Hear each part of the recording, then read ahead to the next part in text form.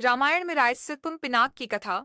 दूसरे दिन प्रातःकाल राजा जनक से महर्षि विश्वामित्र ने कहा, हे राजन, दशरथ के इन दोनों कुमारों की इच्छा पिनाक नामक धनुष को देखने की है, अतः आप इनकी इच्छा पूर्ण करने की व्यवस्था कर कीजिए। राजा जनक के कुछ कहने से पूर्व ही राम ने कहा, हे नरश्रेष्ठ, पहले आप हमें पिनाक का वृत्तांत सुनाइए। हमने सुना है कि पिनाक शंकर जी का प्रिय धनुष है। शिव जी के पास से यह आपके पास कैसे आया? इस पर मिथिलापति जनक बोले, हे राम, एक बार प्रजापति दक्ष ने एक बड़ा विशाल यज्ञ किया। दक्ष जी शंकर जी के श्वशुर थे। अपने जामाता से अप्रसन्न के कारण उन्होंने उस यज्ञ में न तो शिव जी को आमंत्रित किया और न ही अपनी पुत्री सती को। पति के समझाने बुझाने की परवाह न करके सती अपने पिता के यहाँ यज्ञ में पहुंच गईं। वहां सती का बहुत अपमान हुआ।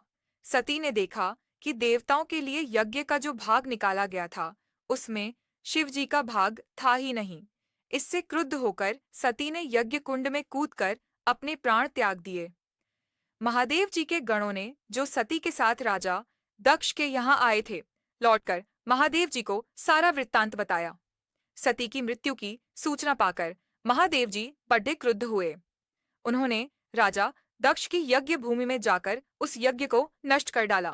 फिर वे अपना पिनाक नामक धनुष चढ़ाकर देवताओं को मारने के लिए अग्रसर हुए, क्योंकि देवताओं ने उस यज्ञ का भाग महादेव जी को नहीं दिया था। महादेव जी का यह रौद्र रूप देखकर सारे देवता बहुत भयभीत हुए। देवताओं ने अनुनय विनय करके महादेव जी का क्रोध शांत कराया। क्रोध शांत होने पर महादेव जी ने पिनाक को देवताओं को दे दिया और कैलाश पर्वत पर लौट गए। देवताओं ने उस धनुष को हमारे पूर्व पुरुष देवरात को दे दिया। तभी से वह धनुष हमारे यहाँ रखा है। हमारे पूर्वजों का स्मृति चिन्ह होने के कारण हम इस धनुष की देखभाल सम्मान के साथ करते आ रहे हैं। इसी बीच एक बार हमारे राज्य में अनावृष्टि के कारण सूखा पडीडीडी एच गया, जिससे प्रजाजनों को भयंकर कष्ट का सामना करना पड़ा। उस कष्ट से मुक्ति पाने के लिए मैंने एक बहुत बड़ा यज्ञ किया। पुरोहितों के आदेशानुसार मैंने अपने हाथों से खेतों में हल चलाया।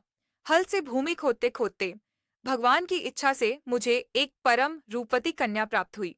उसे मैं अपने राजमहल में ले आया और उसका नाम सीता रखकर अपनी पुत्री के समान उसका लालन पालन करने लगा। जब सीता किशोरावस्था को प्राप्त हुई तो दूर दूर तक उसके सौंदर्य एवं गुणों की ख्याति फैलने लगी। देश देशांतर के राजकुमार उसके साथ विवाह करने के लिए लालायित होने लगे। मैं अद्भुत पराक्रमी योद्धा के साथ ही सीता का विवाह करना चाहता था। अतः मैंने यह तो प्रतिज्ञा कर ली कि शिव जी के धनुष पिनाक पर प्रत्यंचा चढ़ा देने वाला वीर राजकुमार ही सीता का पति होगा। मेरी प्रतिज्ञा की सूचना पाकर सहस्त्रों राजकुमार और राजा महाराजा समय समय पर अपने बल की परीक्षा करने के लिए यहाँ आए, किंतु पिनाक पर प्रत्यंचा चढ़ाना तो दूर, वे उसे तिल भर खिसका भी न सके। जब वे अपने उद्देश्य में इस प्रकार निराश हो गए तो वे सब मिलकर मेरे राज्य में उत्पात मचाने लगे। मेरे प्रदेश को चारों ओर से घेर लिया और निरीह प्रजाजनों को लूटकर आतंक फैलाने लगे। मैं अपनी सेना को लेकर उनके साथ निरंतर युद्ध करता रहा। वे अनेक राजा थे, उनके पास सेना भी बहुत अधिक थी, इसलिए इस संघर्ष में मेरी बहुत सी सेना नष्ट हो गई। इस पर मैंने भगवान को सहारा मानकर उनकी तपस्या की। मेरी तपस्या से प्रसन्न होकर भगवान ने मुझे देवताओं की चतुरंगिणी सेना प्रदान की। उस सेना ने आतताई राजाओं के साथ भयंकर युद्ध किया और सभी उपद्रवी राजकुमारों को भगाया। उनके भाग जाने के बाद मैंने सोचा कि एक विशाल यज्ञ करके इस अवसर पर ही अपनी प्रतिज्ञा पूरी करूं और सीता का विवाह कर निश्चिंत हो जाऊं। इसीलिए मैंने इस महान यज्ञ का आयोजन किया है। अब जो कोई भी महादेव जी के इस धनुष की प्रत्यंचा चढ़ा देगा, उसी वीर पुरुष के साथ में अपनी अनुपम गुणवती पुत्री सीता का विवाह करके निश्चिंत हो जाऊंगा।